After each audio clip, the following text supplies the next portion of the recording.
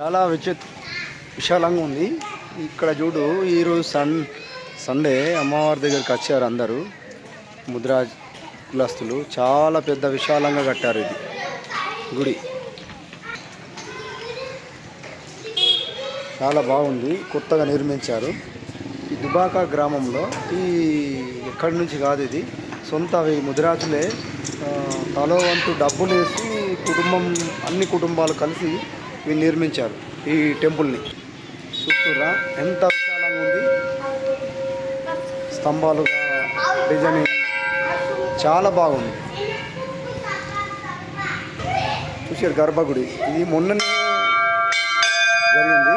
ఇవాళ అందరూ వంటలకు వచ్చారు ఇక్కడ ఈ గర్భగుడి.